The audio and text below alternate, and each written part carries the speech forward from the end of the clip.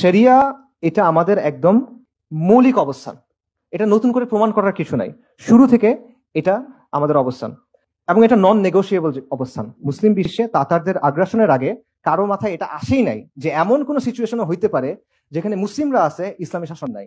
যত আলোচনা হয়েছে, আপনি আহকামুস সুলতানিয়া বলেন, আল মাওয়ার্দি বলেন, আল জুয়াইনি বলেন, আল গাজ্জালি বলেন, ইবনু জামা, ইবনু তাইমিয়া, ইবনু খালদুন, যতজন আছে একদম প্রি মডার্ন টাইম পর্যন্ত সবার মত হলো এই জায়গা থেকে শুরু হয়েছে যে মুসলিমদের শাসনে, মুসলিমদের সমাজে শাসন হবে শরিয়া দিয়ে।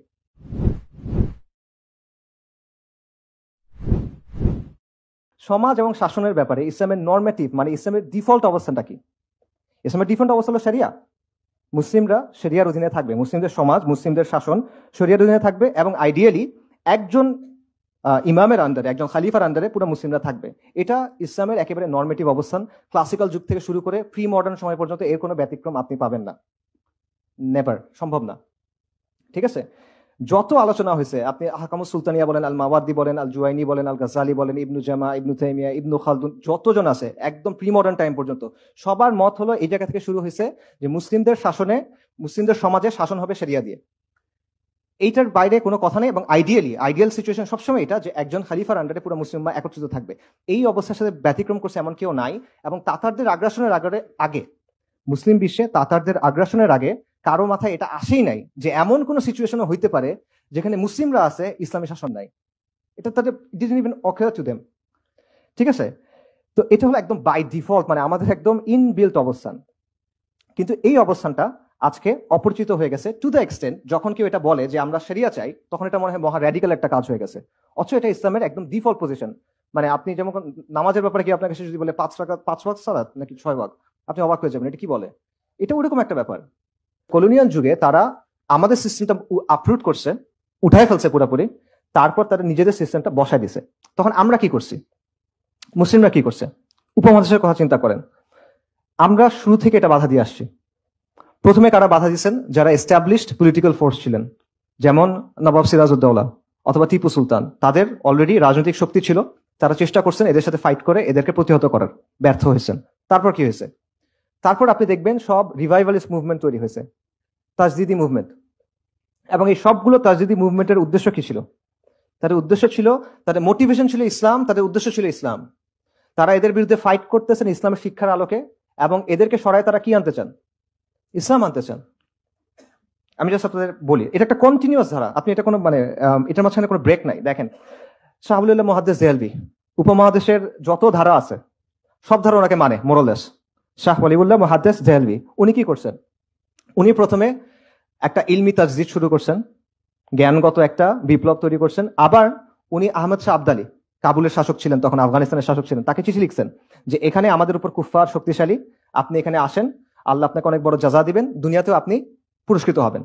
আচ্ছা, শাহ ওয়ালিউল্লাহ মুহাদ্দিস দেহলভীর পরকে ওনার ছেলে শাহ আব্দুল আজিজ 1803 সালে উনি ফতোয়া দিলেন যে হিন্দুস্তান ব্রিটিশ শাসনের অধীনে দারুল হার্ব, কারণ এখানে ইসলামের শাসন নাই।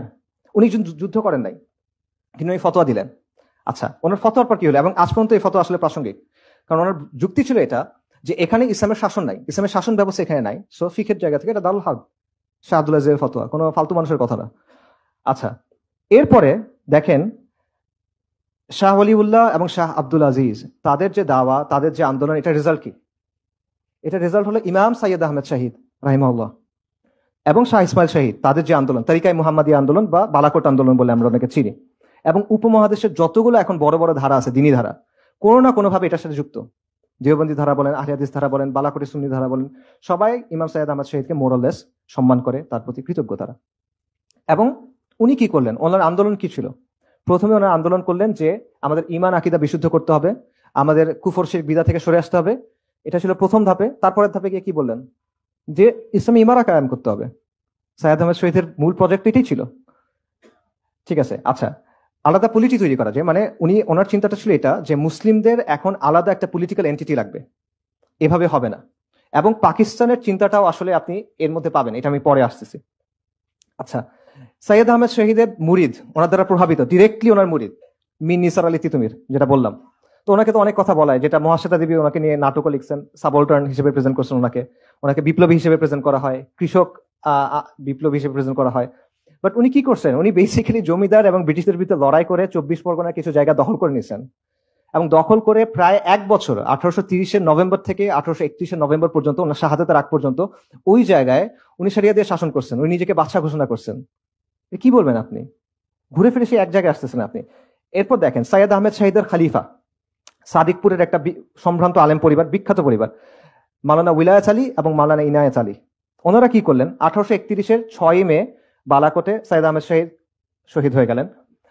এরপরে 1840-এর দশক থেকে মাওলানা উইলায়াত আলী এবং মাওলানা ইনায়াত আলী পুরো ভারতবর্ষ জুড়ে ব্রিটিশদের বিরুদ্ধে একটা আন্দোলন গড়ে তুললেন। তাদের আন্দোলনের রাজনৈতিক কেন্দ্র হলো সাদিকপুরে, পাটনা। তাদের মিলিটারি বেস হলো ওয়াজিরিস্তানে, সিত্তানা। এবং তাদের দাওয়াতি অনেক জায়গা ছিল বাংলাদেশে, বিশেষ করে বেঙ্গল, মানে যেটাকে আমরা এখন উত্তরবঙ্গের আহলে হাদিস বেল্ট মনে করি, ওই জায়গায়। এবং আপনার একটা বই আছে দ্য ইন্ডিয়ান মুসলমানস, আপনারা চাইলে এটা পড়ে দেখতে পারেন, উইলিয়াম হান্টারের। সেখানে প্রথম 1, 2, 3 চ্যাপ্টার আপনারা পড়ে দেখবেন যে কত সফিস্টিকেটেড একটা নেটওয়ার্ক ওনাদের ছিল। ওনারা বেঙ্গল থেকে টাকা পয়সা মানুষ সব ওই ওয়াজিরিস্তানে, সিত্তানাতে পাঠাতেন, এবং সেইখানে তারা ব্রিটিশদের বিরুদ্ধে লড়াই করে গেছেন কয়েক দশক। ব্রিটিশরা 60টার বেশি অভিযান পরিচালনা করছে তাদের দমন করার জন্য, পারে নাই পুরোপুরি তাও। এবং ব্রিটিশদের এই ছিল যে এরা হলো হিন্দুস্তানে আমাদের শাসনের বিরুদ্ধে একটা পার্মানেন্ট থ্রেট। এই লোকেরা, এই মাওলানা উলিয়াত আলীর যারা অনুসারীরা ছিল। এবং মাওলানা আবুল হাসান নিনাদভি ওনার বিখ্যাত বই, উনি বলছেন যে ভারতবর্ষের স্বাধীনতার পেছনে যাদের অবদান, সবাইকে এক পাল্লায় দিবেন, সাদিকপুরীদের আরেক পাল্লায় দিবেন, এটা বেশি ভারী হবে। তো তাদের উদ্দেশ্য কি ছিল? আবারও শরিয়া কায়েম করা। এরপর আসেন শামেলির কথায়। 1857 সালে মহাবিপ্লব বা বিপ্লব যেটাই বলেন, ওই সময় উত্তরপ্রদেশের একটা জায়গা আছে থানা ভবন, সেখানে জনগণ রাস্তায় নেমে আসলো, ব্রিটিশরা পালায় গেল। তখন কয়েক মাস সময় সেখানে ইসলামী শরিয়া দ্বারা শাসন হয়েছিল। কারা করছিলেন? ইমদাদুল্লাহ মুহাজির মাক্কি, কাসেম নানতুবি, রাশিদ আহমেদ গাঙ্গুহি। এনারা কারা? আকাবিরা দেওবন্দ। এনারা গিয়ে দারুল উলুম দেওবন্দ গঠন করছেন। তাদের উদ্দেশ্য কি ছিল? শরিয়া ছিল। তারপর আসেন আমি মনে করি আমাদের জন্য সবচেয়ে প্রাসঙ্গিক যারা, ফরাজি আন্দোলন। এবং এটা সমসাময়িক আন্দোলন। 1818 সালে হাজী শরীয়তুল্লাহ রাহিমাহুল্লাহ উনি ফরাজি আন্দোলন শুরু করেন। ফরাজি আন্দোলন যুদ্ধ করে নাই। বালাকোট এবং তিতুমির, বাঁশের কেল্লা, দুটা তো কাছাকাছি সময়, মেতে একটা, নভেম্বরে একটা। এরপরে ওনারা যুদ্ধ করেন নাই, কিন্তু ওনারা ওনাদের মতো আন্দোলন চালায় গেছেন। তাদের অবস্থান ছিল হিন্দুস্তান দারুল হার্ব, এই জন্য ওনারা জুমার নামাজ পড়তেন না। এখন এটা ফিকি ভাবে আপনি তার সাথে দ্বিমত করেন, ওটা ইস্যুটা না। আমার পয়েন্টটা হলো যে এটা কিন্তু একটা পলিটিক্যাল পজিশন। তারা বলছে যে এই শাসনটাকে, এটা দারুল হার্ব, এটা আমাদের ডিফল্ট পজিশন না। সো আমরা আমাদের ডিফল্ট যেভাবে আমাদের নর্মালি ইসলাম পালন করার কথা, সেটা আমরা এখানে পালন করতে পারতেছি না। পাশাপাশি তারা কিন্তু বিভিন্ন ধরনের আন্দোলন করছেন। আমরা ফরাজি বলতে বুঝি যে তারা হয়তো বা শুধুমাত্র কুফর শেখ বিদার বিরুদ্ধে কথাবার্তা বলছে, বাট ব্যাপারটা কিন্তু এরকম না। তাদের একটা অর্গানাইজেশনাল স্ট্রাকচার ছিল, তাদের প্যারামিলিটারি বাহিনী ছিল, লাঠিয়াল বাহিনী ছিল। তারা চর দখল করতেন, আন্দোলন করতেন, বিভিন্ন কৃষক আন্দোলন তারা করছেন, বিভিন্ন অসহযোগ আন্দোলন তারা করছেন, এবং তারা রাষ্ট্রের উপর চাপ প্রয়োগ করছেন। একটা ইন্টারেস্টিং ঘটনা আছে, সেটা হলো যে একবার হাজী শরীয়তুল্লাহর ছেলে, তারপর যিনি নেতা হয়েছেন দুদু মিয়া, ওনাকে একবার ব্রিটিশরা ধরে নিয়ে গেছে। তো রায় হবে ফরিদপুর আদালতে, এবং আদালতের পাশ হলো নদী। তো রায়ের দিন ফরাইজিরা 3000 নৌকা নিয়ে হাজির হয়েছে, নৌকা ভর্তি লাঠিয়াল। যে রায় যদি দুদুমিয়ার পক্ষে যায় তাহলে তো ঠিক আছে, যদি পক্ষে না যায় আদালত ভেঙে বের করে নিয়ে যাবে। সো তারা ওইভাবে প্রেশারও দিচ্ছেন, প্রেশারাইজও করছেন, ঠিক আছে। এবং পরে শেষ পর্যন্ত তার পক্ষে রায় দিছিল, আর ভাঙতে হয় নাই। এর বাইরে ফরাইজিদের নিজস্ব আদালত ছিল, তাদের শরিয়া আদালত ছিল, তাদের যে কন্ট্রোল যে জায়গাগুলো ছিল সেখানে তাদের শরিয়া আদালত ছিল, যেখানে হানাফি ফিক অনুযায়ী শাসন হইতো। এবং ডক্টর মুহাম্মদ আহসানুল্লাহ ফয়সাল কিছুদিন আগে মারা গেছেন রাহিমাহুল্লাহ, ওনার একটা থিসিস আছে, এটা ফরাইজিদের নিয়ে সবচেয়ে ডিটেল কাজ আমার দেখা, মইনুদ্দিন খানের কাজের চেয়ে অনেক বেশি ডিটেল। ওখানে উনি সবগুলো আনছেন যে শুধু ঢাকা, বৃহত্তর ঢাকা অঞ্চলে 22টা শরিয়া আদালত ছিল তাদের, ফরাইজিদের, ঠিক আছে। তো এই আবারও দেখেন ঘুরে ফিরে ফরাইজি আন্দোলন যারা আলটিমেটলি স্ট্রাগলে যায় নাই, আর্ম স্ট্রাগলে যায় নাই, তারাও আলটিমেটলি কি চাইছে? শরিয়া চাইছে। অর্থাৎ কন্টিনিউসলি আপনি বারবার দেখতেছেন যে আমাদের শরিয়া শাসন ছিল, ওটা হয়তো ফ্লড ছিল, সমস্যা নাই, কিন্তু ছিল। এরপরে ব্রিটিশরা আসলো, তারা এটা সরাই দিল। এরপর আমাদের প্রথম ইম্পালস কি ছিল? আমাদের প্রথম ইম্পালস ছিল যে এটা সরাই আবার সরিয়ে আনতে হবে, লজিক্যালি, রাইট? এটাই তো হওয়ার কথা। এবং শুধু এটা এইখানে না, এই একই সময়ে পুরো মুসলিম বিশ্বে আপনি অনেকগুলো আন্দোলন দেখবেন যেগুলোর মোরাললেস একই ধরনের রুট। প্রথমে তারা সংস্কার আনছে, কুফর শিখ বিদার বিরুদ্ধে সংস্কার করছে, তারপর তার একটা তাজদিদি মুভমেন্ট হয়েছে, তারপর তারা তামকিনের দিকে গেছে। এটা একটা কমন প্যাটার্ন আপনি দেখবেন। এবং শুধু এইটা না, এই যে পাকিস্তান যে রাষ্ট্র, এটার সাথে এই সিলসিলার সম্পর্ক আছে। পাকিস্তান আন্দোলন কারা করছে? মুসলিম লীগ। মুসলিম লীগ কারা করছে? আলিগড়ের ছাত্ররা, আলিগড়ি ধারা যেটাকে বলা হয়। আলিগড় কার brain child? Sir Syed Ahmed Khan. Sir Syed Ahmed Khan ইংরেজদের অনেক ওয়াফাদার গোলাম ছিল, এটা সত্য। তবে এটাও সত্য যে সে শাহ ইসমাইল শহীদ এবং সৈয়দ আহমেদ শহীদের চিন্তাধারা অনেক প্রভাবিত ছিল। এবং এটা সবচেয়ে বড় প্রভাব সেটা হলো স্যার ইমাম সাইয়দ আহমেদ কি চাচ্ছিলেন? উনি চাচ্ছিলেন মুসলিমদের একটা আলাদা পলিটিক্যাল এন্টিটি হোক, একটা ইসলামী ইমারা, মুসলিমদের একটা আলাদা জায়গা হবে যেখানে শরিয়া দিয়ে শাসন হবে। এই জায়গাটা সৈয়দ আহমেদও গ্রহণ করছে, আলিগড়িটাও গ্রহণ করছে, মুসলিম লীগও গ্রহণ করছে। খালি একটা জিনিস বদলায় ফেলছে, মুসলিমদের একটা আলাদা পলিটি হবে। সৈয়দ আহমেদ শহীদ বলছেন এটা শরিয়া দিয়ে শাসন হবে, আর ওখানে আস্তে আস্তে এটা চেঞ্জ হয়ে গেছে, এটা লিবারাল সেকুলারিজম দিয়ে শাসন হবে। বাট এটা বীজটা কিন্তু এইখানে। এবং এইটা নিয়ে একটা খুব ভালো থিসিস আছে এডিনবারা ইউনিভার্সিটির একজনের, আপনারা চাইলে ওটা পড়তে পারেন, লম্বা অনেক নাম বলতেছি না। ইভেন পাকিস্তানের যে অবজেক্টিভ রেজলিউশন যেটা কারারদাদে মাকাসেদ বলে, সেখানে একটা কথা আছে যে এটা কুরআন সুন্নাহর বাইরে কোনো কিছু এখানে আসবে না, এরকম একটা কথা আছে। এই কথাটা কেন আসলো? এরা তো সবাই সেকুলার, ওরা এই কথাটা কেন আনলো? কারণ ওই সময় পর্যন্ত ব্যাপারটা এমন ছিল যে মুসলিমরার জন্য তো এইটাই ডিফল্ট যে আমরা তো আসলে শরিয়ার অধীনেই থাকবো, রাইট?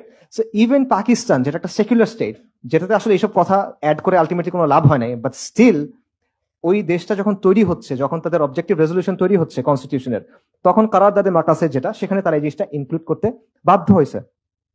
এইটা হলো অবস্থা। সো এই কথাগুলো আমি কেন বললাম? এই কথাগুলো আমি বললাম যে এর মাধ্যমে আমরা কি বুঝলাম সেটা হলো যে শরিয়া এটা আমাদের একদম মৌলিক অবস্থান, এটা নতুন করে প্রমাণ করার কিছু নাই, শুরু থেকে এটা আমাদের অবস্থান। তো এবং এটা নন নেগোশিয়েবল অবস্থান। এত কথা বলে এটা আসলে প্রমাণ করার দরকার ছিল না, বাট মানুষ বলে যে এটা হঠাৎ করে কোনো একটা কথা নিয়ে আসতেছে। না, এটা হঠাৎ করে কোনো কথা না, এটা আমাদের আকাইদি অবস্থান, এটা নুসুসি অবস্থান, এটা ফিকহি অবস্থান, এটা আমাদের ঐতিহাসিক অবস্থান এবং আমাদের পূর্বপুরুষদের গৌরবের উত্তরাধিকার।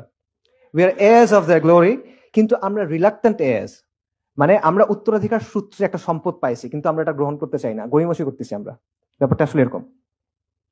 সো দুইটা পয়েন্ট, আমাদের রাজনৈতিক অবস্থান হলো বেসিক্যালি মুসলিমদের সোশিও পলিটিক্যাল অ্যাসপিরেশন সিম্পল, আমরা শরিয়া চাই, দ্যাটস ইট। এর বাইরে আর কিছু না, এর বাইরে অন্য কিছু চাওয়ার ইখতিয়ার আল্লাহ আমাদের দেন নাই, এটা সুযোগ নাই। ইন্নাদ দীনা ইনদাল্লাহিল ইসলাম।